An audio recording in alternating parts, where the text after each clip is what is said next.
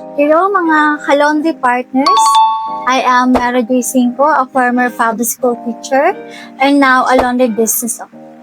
So I am here to share to you my knowledge, experience, and journey owning a laundry business. Bakit nga ba importante ang mga loyalty cards or promo sa isang laundry business? Marami sa ating mga laundry business owner is iniisip na ang loyalty card or loyalty program is just as expenses or iniisip na mas lugi kapag meron tayong loyalty program kasi nga nakaka-free yung mga customer natin at 11 of their laundry services or depende sa program na sa loyalty card na in-offer ninyo.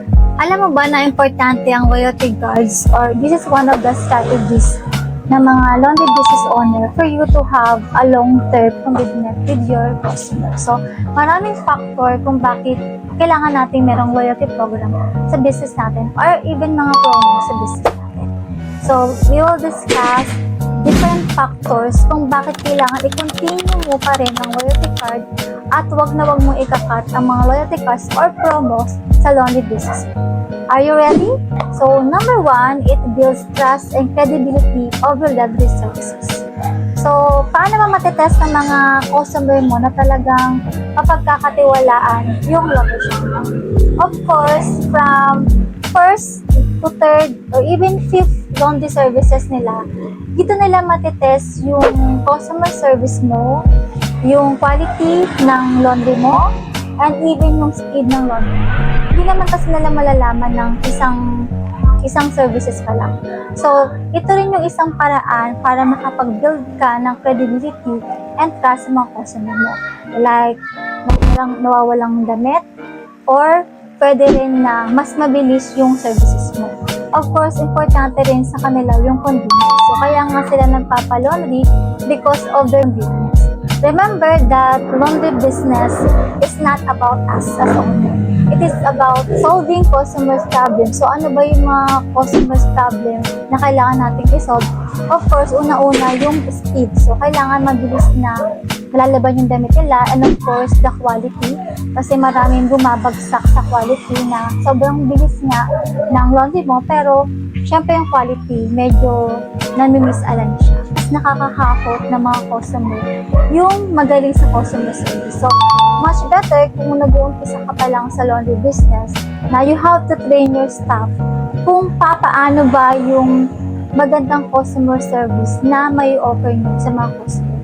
Number two, it compensates your customer as your stakeholder in your business. So, it's a long-term commitment.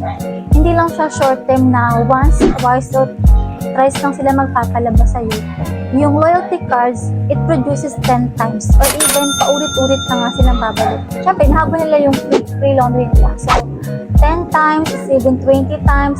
Actually, long-term talaga siya. Kasi mga customer natin, nasa stakeholder. Kumbaga, yun yung reward na maibibigay natin sa kanila. Number 3, it compensates your staff. Kasi sa mga free laundry na nakukuha nila, so pili nila mas nakakatipid sila. So, what happened is, yung natitipid nila sa free laundry nila is binibigyan nila as tip sa mga staff natin. So, it's called a win-win process kasi nakakompensate mo yung mga customer mo as your stakeholder and also yung mga laundry staff mo na nakakompensate mo, of course, as your team. And ikaw, syempre, sa laundry owner is nagkakaroon din ng reward dahil nga sa long-term relationship with your customer. Number 4, it also helps other entrepreneur, business owner, or businesses. Kasi feeling nila nakakatipid sila ngayon. So, lalo na sa panahon ngayon, di ba? So, maraming mga matumal na businesses because of the crisis. And because of that, simple things na ginagawa natin as having a loyalty reward is nako-compensate din yung mga ibang businesses. Like, kung makakatipid sila ng 180 or 200 plus, so they will buy like milk tea sa mga ibang businesses like milk tea, coffee, or mga RTW. Nakakatulong pa tayo sa mga ka-entrepreneurship natin or ibang mga business owner natin, ka-business owner natin.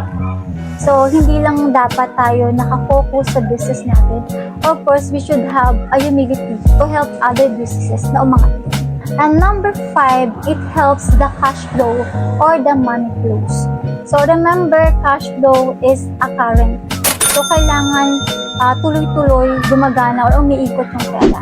So dahil sa sobrang baba ng economy natin ngayon, sobrang taas ng inflation, importante kasi na umiikot yung pera. So yung mga natitipid na mga customer natin sa mga laundry program o rewards natin is pwede nilang gamitin pa sa ibang bagay para umikot yung pera. So, importante yan na hindi lang tayo nakafocus sa business natin or other businesses, kundi nakakatulong tayo sa ekonomiya ng bansa. So, mga ka-laundry partners, I hope it helps. So, remember that we don't have to focus on our competitors. We have to focus to our customer. Kasi ayun talaga yung mga sinaserve natin as a mga laundry business owner. So, we have to serve our customer, we have to solve their problem, set aside natin, competitor natin, yung price war, iwasan natin yung price war. So, this is one of the strategy that I would suggest to you para hindi na rin tayo makisali pa sa mga price war. Kasi nga, business is about solving a problem.